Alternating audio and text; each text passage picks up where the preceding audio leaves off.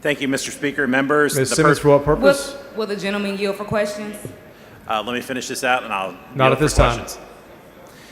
Thank you, Mr. Speaker. The purpose of this amendment to the 89th legislative session budget is to reduce government funding to the University of Texas in Austin.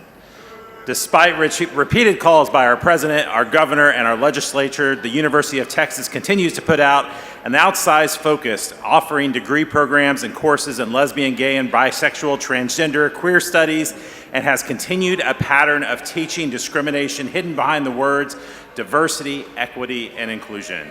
There are also programs that deny the unchangeable biological reality that there are only two sexes, male and female. These programs, and by extension this university, shall not be funded by tax dollars. Please allow the debate uninterrupted. I move adoption and request record vote. Hey, I'm sorry, 1 second. Let me take these questions. Ms. Simmons, for what purpose? Will the gentleman yield for questions? Does the gentleman yield? Yes, ma'am. Thank Gentleman you. yields. Thank you. Representative Hopper, can you clarify what it means when a course does not comply with the biological reality that there are only two sexes? Yes, Ms. Simmons. So if a course is teaching the student body of a university that gender is somehow fluid, that there is some sort of way to change your gender, then that would violate what we're trying to say here. So just for clarification before I move on, gender or sexuality, can you clarify what you mean? Because those are not one and the same. So when you're born and you have a set of chromosomes, so are you XX speaking about biological sex, or are you speaking about gender?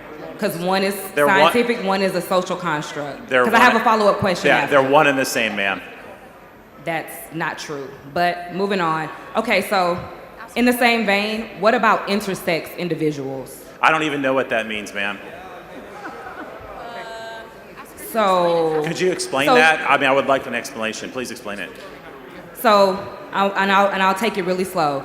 Since the beginning of time, people have been born with either ambiguous genitalia or with or without ovaries, both. And so those people, from a biological standpoint, exist. They're not mythical. It's not something we're making up, which is why I asked you, are you speaking about gender or sexuality? Because again, one is a social construct, one is more scientific based, and that's why I was asking. So gender is not a social construct. It's firmly rooted in biological reality. I'm sorry, can you say that again?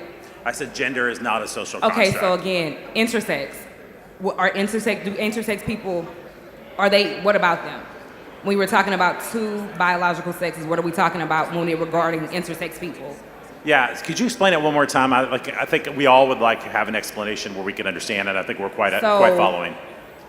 You are not sure what intersex people are, if they exist or not, but you want to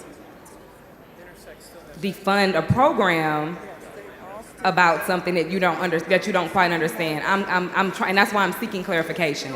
Yeah. So the truth that is rooted in our biblical understanding that God set forth from the beginning of creation is that your gender is fixed at birth and you cannot change it. Again, I want to clarify gender as a social construct or a biological sex. And again, you haven't yet answered my question about where do intersex people fall into that equation? Yeah, those intersex individuals are still XX or XY, so you can't change that.